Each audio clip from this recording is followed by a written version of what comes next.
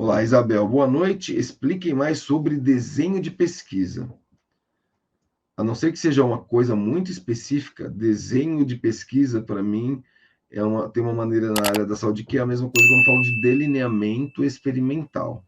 É quando o seu trabalho ele não é de revisão de literatura, provavelmente, se for o que eu estou pensando, não estou falando de graduação, né, desenho de pesquisa ou delineamento experimental, estou falando de uma pesquisa, iniciação científica, mestrado ou doutorado. Então, você vai falar, minha metodologia é tal, meu delineamento experimental é como você vai fazer a pesquisa. Vou dar um exemplo da minha pesquisa? Pode ser. Eu coloquei crianças para treinar um golpe de judô, certo? Então, eu tenho que fazer o delineamento experimental. Ó, o delineamento experimental, o objetivo era aprender um golpe de judô, ou praticar para ver se elas aprendiam um golpe de judô. O golpe era tal, foi manipulado diferentes estratégias, tal estratégia. Não vou entrar no mérito aqui, que se eu falar chato pra caramba. Então, ali no delineamento, nesse desenho das pesquisas, as estratégias, quanto tempo vai durar? No meu caso, quantas repetições as crianças vão fazer a cada aula? Que eu usei sessões, aula. Quanto de informação essas crianças terão? Então, a cada 10 repetições, o professor dava a instrução X, e aquilo está, estou dando todo o desenho. Então, elas faziam 40 repetições por sessão, e a cada 10 repetições elas tinham o que a gente chama de instrução, ou seja, a verbalização, instrução verbal e a demonstração do que deve ser aprendido. Na sequência, elas praticavam com a contagem do experimentador, do professor.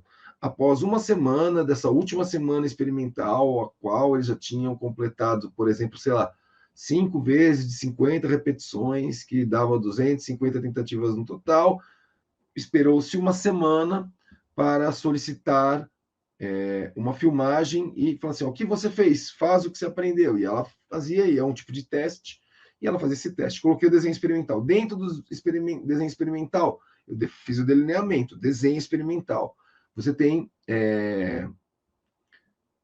pessoas ou sujeitos experimentais, a amostra. Participaram da pesquisa ou vão participar da pesquisa tantas pessoas por grupo, meninos ou meninas, idade, se tem algum conhecimento, no meu caso, sem conhecimento prévio da modalidade, aí toda a característica dos sujeitos.